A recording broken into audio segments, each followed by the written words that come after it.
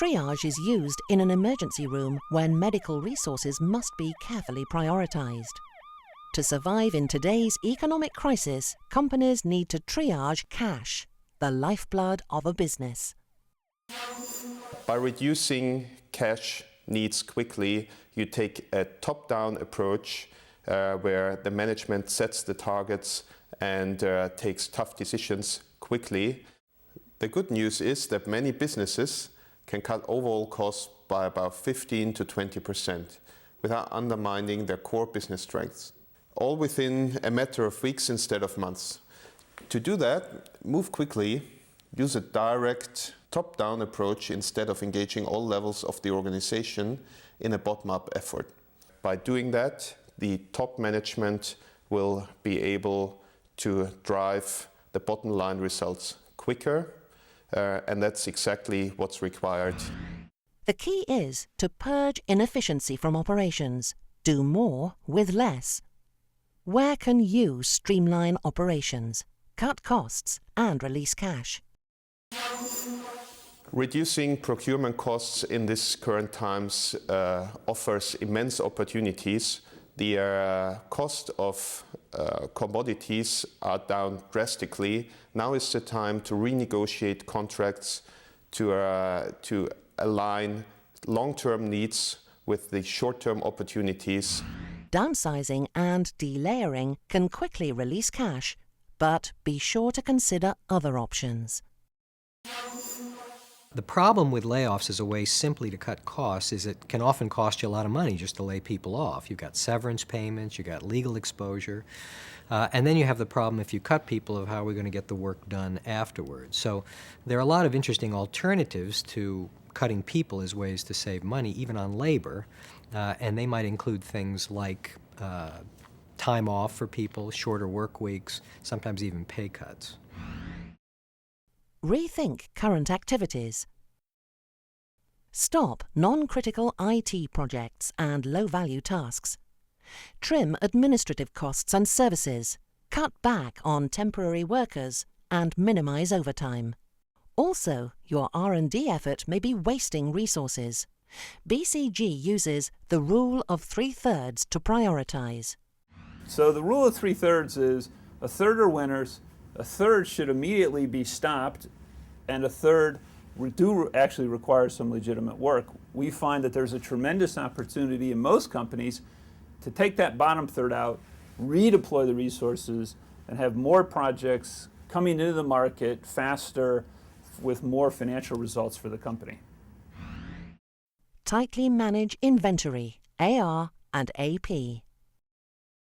Look to the balance sheet for other sources of cash. My three top recommendations for conserving cash in a downturn are receivables, inventories, and payables. The same revenues, the same expenses, have the same profits, but you can be generating considerably more cash if you manage your receivables, your inventories, and your payables properly. And optimize your assets. Look for opportunities to consolidate, make do, and repurpose, to defer capital outlays. Look at your manufacturing network.